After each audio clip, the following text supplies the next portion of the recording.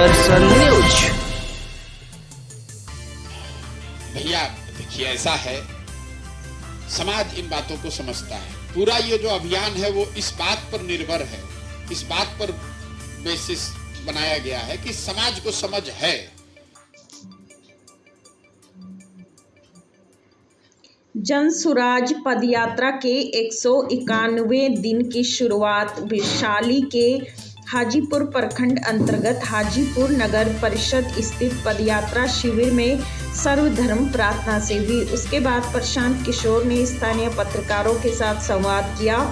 इस दौरान प्रशांत किशोर का तेजस्वी की इफ्तार पार्टी पर तंज। बोले, इफ्तार पार्टी करने के बाद भी अल्पसंख्यक समाज के लोग उनके उम्मीदवार को वोट नहीं दे रहे हैं।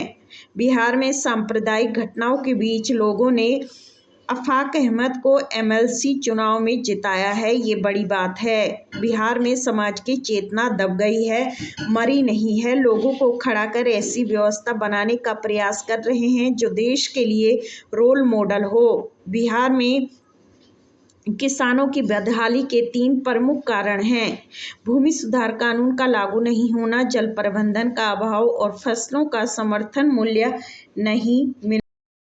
कोई कैंडिडेट चुनाव लड़ रहा था, जिस दिन चुनाव हो रहा था उस दिन बिहार में 3-4 जगह से दंगों की रामनवमी में घटना हुई है।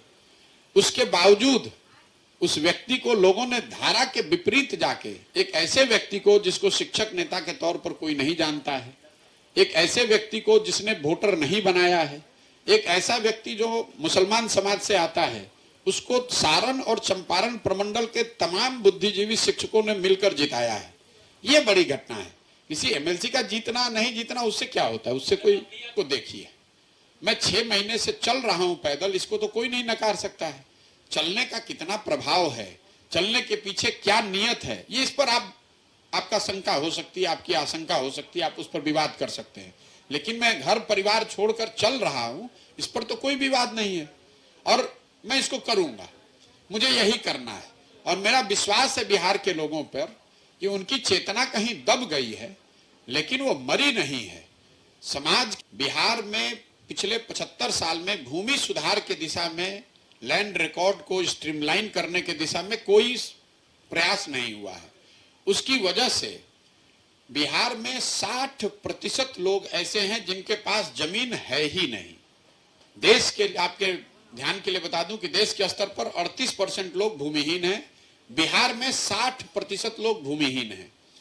और जो 40% लोग जिनके पास जमीन है, अगर उसका लैंड होल्डिंग आप देखिएगा तो आपको पता चलेगा कि उसमें 90%, मतलब करीब करीब 35 से 36 आदमी ऐसा है जिसके पास 2 बीघे से कम जमीन है। तो जो बिहार में खेती है वो इतनी छोटे स्तर की है कि ज्यादातर लोग समाज में या तो खेती अपने बाल बच्चों के पेट भरने के लिए खाने वाली खेती कर रहे हैं, जिसको अंग्रेजी में हम लोग कहते हैं सब्सिस्टेंस फार्मिंग। आप खेत में वही पैदा कर पाते हैं जिससे कि आपके बाल बच्चों का पेट भर जाए, वो कमाने का जरिया नहीं है। सिर्फ आंकड़े बताते हैं कि बिहार में 4 से 5% किसान ही ऐसे हैं जिनके लिए खेती आमदनी का जरिया है।